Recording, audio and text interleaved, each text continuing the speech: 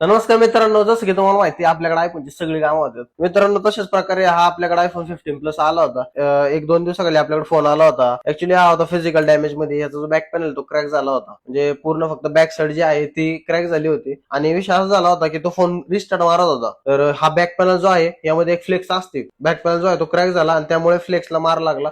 त्यामुळे phone restart मारत होता. त्यात मेजर अजून प्रॉब्लेम असा की नेटवर्कचा प्रॉब्लेम झाला होता. आपण याचं काम आता टोटली ओके केलेलं आहे. पाहू शकतो तुम्ही आता नेटवर्क मध्ये पण कोणताही प्रॉब्लेम नाहीये. एकदम प्रॉपर नेटवर्क वगैरे येते. मोबाईल डेटा वगैरे चालू आहे. वायफाय ब्लूटूथ वगैरे गोष्टी पण चालू आहेत. नेटवर्क सेशन मध्ये प्रॉब्लेम त्यावेळेस होतो. ज्या साईडला मदरबोर्ड असतो त्या साईडला जर पडलेला असेल फोन तर नेटवर्कचा प्रॉब्लेम होईल. अदरवाईज तुमचा फोन रिस्टार्ट मारेल किंवा अजून काही जे फंक्शन आहे ते युज करता येणार नाही. मित्रांनो, जर तुमचा असा कोणता फोन फुटलेला असेल आणि त्याला न्यू बनवायचा असेल तर बिंदास iFixer ला कॉन्टॅक्ट करा. आणि जर तुमचा फोन जास्त मेजरली पडलेला नसेल, जास्त मेजर काय प्रॉब्लेम नसेल आणि जर थोडक्यात जरी प्रॉब्लेम असेल तरी त्याला सॉल्व्ह करून घेणं खूप अनिवार्य आहे. कारण की आयफोन मध्ये अशी सिस्टीमच केलेली आहे की एका प्रॉब्लेम मुळे दुसरा प्रॉब्लेम वाढत जातो. आयफोनच्या बाबतीत हायगाई करू नका. त्याला जर प्रॉपर रिपेअर करायचा असेल तर बिंदास आपल्याला कॉन्टॅक्ट करा. होईल तेवढ्या लवकर आपल्या शॉपला व्हिजिट करा. आपण 100% तुमचं असं काम करून देऊ. आता 15 प्लस आपण रेडी केलेला आहे. आता आपण हा डिलिव्हर करणार आहे. धन्यवाद.